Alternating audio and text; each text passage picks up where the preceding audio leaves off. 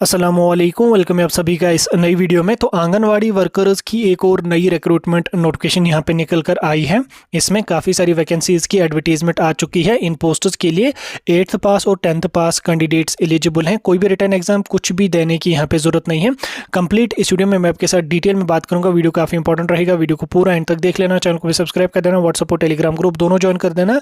Link दोनों की आपको डिस्क्रिप्शन में मिल जाएगी। तो चलिए वीडियो को शुरू कर ले। तो देख लेते हैं यहाँ पे इस एडवर्टीजमेंट नोटिफिकेशन के बारे में। स्क्रीन पे आपको एडवर्टीजमेंट नोटिफिकेशन यहाँ पे दिख रही होगी। डेट भी यहाँ पे आप देख सकते हैं, 2 जनवरी की एडवर्टीजमेंट नोटिफिकेशन है। इसमें यहाँ पे अगर आप देख लोगे डिस्ट्रिक्ट बारामूला के लिए ये रिक्रूटमेंट नोटिफिकेशन है। डिस्ट्रिक्ट बारामूला उड़ी तहसील के लिए है और उड़ी में कुछ पंचायत हलकों में जिनमें वैकेंसीज हैं उनके लिए यहाँ पे ये वैकेंसीज रहने वाली है। ठीक, इसमें अगर मैं बात करूँ पहले वैकेंसीज की पंचायत हलकों के अकॉर्डिंग अगर हम देखेंगे तो एमसी उड़ी के लिए यहाँ पे टोटल 9 वैकेंसीज हैं, मोहरा के लिए 3 वैकेंसीज हैं, कुराली के लिए 4 हैं, गोहलन के लिए 6 हैं, बगना के लिए 7 हैं, मुकाम पेरंग के लिए 5 हैं। एमसी उड़ी के लिए आपकी 10 यहाँ पे वैकेंसीज रहेंगी।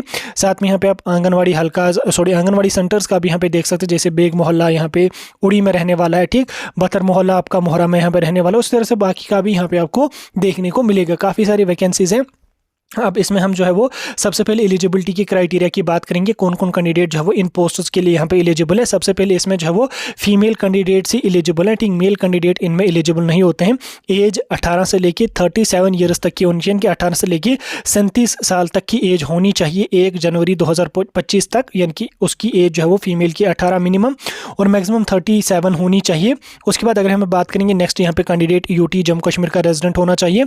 साथ में जिस आंगनवाड़ी सेंटर के लिए कैंडिडेट अप्लाई कर रहा है तो वो उसी आंगनवाड़ी सेंटर का रेजिडेंट होना चाहिए। यानी कि जिस भी पंचायत हल्का या आंगनवाड़ी सेंटर के लिए आप अप्लाई कर रहे हो, कैंडिडेट उसी आंगनवाड़ी सेंटर का रेजिडेंट होना चाहिए, यानी कि उसी मोहल्ले का रेजिडेंट होना चाहिए।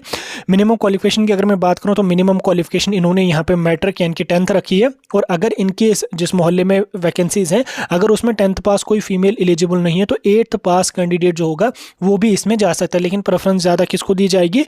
जो 10th पास होगा उसी को ज़्यादा प्रेफरेंस यहाँ पे दी जाएगी। यानी कि 8th पास भी जा सकते हैं, 10th पास भी यहाँ पे जा सकते हैं। ठीक, उसके बाद अगर मैं डॉक्यूमेंट्स की बात करूँ तो डॉक्यूमेंट्स में आपको एप्लीकेशन फॉर्म के साथ दिखाता हूँ।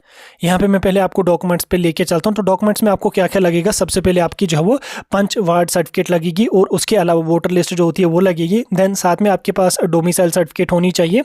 उसके अलावा आपकी डेट ऑफ बर्थ सर्टिफिकेट होनी चाहिए। 10th अगर आपने पास किया तो जेके बोस वाली जो डेट ऑफ बर्थ सर्टिफिकेट होती है वो लगेगी। 8th पास अगर आप हैं तो अपने हाई स्कूल से आप लोग जो है वो DOB सर्टिफिकेट ले सकते हैं। उसके अलावा अनमेरिड सर्टिफिकेट होनी चाहिए। एकेडमिक क्वालिफिकेशन सर्टिफिकेट यानी कि मार्क्स कार्ड आपके पास होना चाहिए। ठीक, आपका फिर 10th पास है तो भी चलेगा, 8th पास है तो भी चलेगा।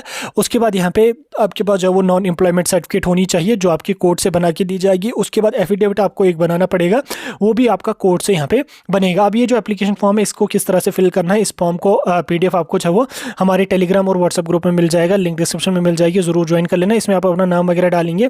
देन उसके बाद नीचे यहाँ पे पंच वार्ड नंबर, पंच हल्का क्या है, अपना नाम डालेंगे, फादर का नाम डालेंगे, मैरिड है या अनमैरिड है वो सिलेक्ट करेंगे। अगर मैरिड है तो हस्बैंड का नाम, अपना एड्रेस यहाँ पे विलेज, पंचायत, वार्ड नंबर, हल्के का नंबर, उसके बाद ब्लॉक, पिन कोड, अपना फोटोग्राफ एक यहाँ पे आप चिपकाएंगे। देन उसके बाद नीचे mobile number, email ID, date of birth डाल के अपनी एज यहाँ पे मेंशन करेंगे। देन उसके बाद आपको यहाँ पे एकेडमिक क्वालिफिकेशन लिखनी पड़ेगी।